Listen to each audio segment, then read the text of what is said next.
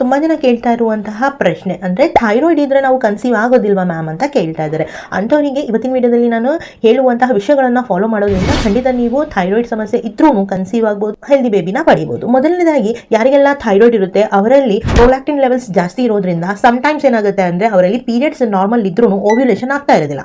In case ovulation ಆಯಿತು ಅಂದ್ರೂ egg quality ಅನ್ನೋದು ತುಂಬಾನೇ ಕಡಿಮೆ ಇರುತ್ತೆ, ಪುವರ್ ಇರುತ್ತೆ. ಸೊ ಹಾಗಾಗಿ ಕನ್ಸೆಪ್ಷನ್ನೇ ಇಲ್ಲಿ ಅವರಿಗೆ ಚಾನ್ಸಸ್ ಡಿಲೇ ಆಗ್ತಾ ಹೋಗುತ್ತೆ. ಇನ್ ಕೇಸ್ ಅವರು ಗರ್ಭಿಣಿಯಾದ್ರೂ ಬೇಬಿ ಆಯಿತು ಅಂದ್ರೂ ಬೇಬಿಯಲ್ಲಿ ಕೂಡ ಹಲವಾರು ಬಗೆಯ ಡಿಫೆಕ್ಟ್ಸ್ಗಳು ಕಂಡು ಬರ್ಬೋದು. ಸೊ ಹಾಗಾಗಿ ಇನ್ ಕೇಸ್ ನೀವು ನಿಮಗೆ ಮುಂಚೆಯಿಂದನೇ ಥೈರಾಯ್ಡ್ ಇದೆ ಅಂತ ಹೇಳಿದ್ರೆ 3 months ಒನ್ಸು ನಿಮ್ಮ ಬ್ಲಡ್ ಟೆಸ್ಟ್ ಅನ್ನ ಮಾಡಿಸ್ಕೊಂಡು ನಾರ್ಮಲ್ ರೇಂಜ್ ಅಲ್ಲಿ ಇದೆಯಾ ಅಂದ್ರೆ ಅರೌಂಡ್ 2 to 2.5 TSH ಅಲ್ಲಿ ಇದ್ರೆ ನಿಮಗೆ ಕನ್ಸೀವ್ ಆಗಕ್ಕೆ ಇದು ತುಂಬಾನೇ ಒಳ್ಳೆ ಒಂದು ರೇಂಜ್ ಅಂತ ಕನ್ಸಿಡರ್ ಮಾಡಬಹುದು. ಸೊ ಇದರಲ್ಲಿ ನಿಮಗೆ ವಿಟಮಿನ್ ಡಿ ಲೆವೆಲ್ಸ್ ತುಂಬಾನೇ ಕಡಿಮೆ ಇರುತ್ತೆ ಯಾರಿಗೆಲ್ಲ ಥೈರಾಯ್ಡ್ ಇರುತ್ತೆ ಅವರಿಗೆ. ಸೊ ವಿಟಮಿನ್ ಡಿ ಆಗಿರ್ಬೋದು ಅಥವಾ ಒಮೆಗಾ 3 ಫ್ಯಾಟಿ ಆಸಿಡ್ಸ್ ಆಗಿರ್ಬೋದು, ಸೆಲೇನಿಯಂ ಆಗಿರ್ಬೋದು, ಇದು ನಿಮಗೆ ತುಂಬಾನೇ ಜಾಸ್ತಿ ಪ್ರಮಾಣದಲ್ಲಿ ಬೇಕಾಗುತ್ತೆ. ಸೊ ಹಾಗಾಗಿ ನೀವು ಇದರ ಒಂದು ಸಪ್ಲಿಮೆಂಟ್ಸ್ ಅನ್ನ ಕೂಡ ತಗೊಳ್ಬಹುದು. ಹಾಗೆ ವಿಟಮಿನ್ ಡಿಗೆ ಸೂರ್ಯನ ಕಿರಣಗಳು, ಮೊಟ್ಟೆಯನ್ನ ಅಂದ್ರೆ ಬೇಯಿಸಿರುವಂತಹ ಎಗ್ಸ್ ಗಳನ್ನ ತಗೊಳ್ಳೋದ್ರಿಂದ ವಿಟಮಿನ್ ಡಿ ಲೆವೆಲ್ಸ್ ಕೂಡ ನಿಮಗೆ ತುಂಬಾ ಚೆನ್ನಾಗಿ ಬರುತ್ತೆ. ಇವಾಗ ಒಮೆಗಾ 3 ಗೆ ನಿಮಗೆ ಚಿಯಾ ಸೀಡ್ಸ್ ಅನ್ನ ಯೂಸ್ ಮಾಡ್ಕೊಳ್ಬಹುದು, ಫ್ಲಾಕ್ಸ್ ಸೀಡ್ಸ್ ಅನ್ನ ಯೂಸ್ ಮಾಡ್ಕೊಳ್ಬಹುದು, ವಾಲ್ನಟ್ಸ್ ಅನ್ನ ಯೂಸ್ ಮಾಡ್ಕೊಳ್ಬಹುದು ಡೈಲಿ ಬೇಸಿಸ್ ಮೇಲೆ.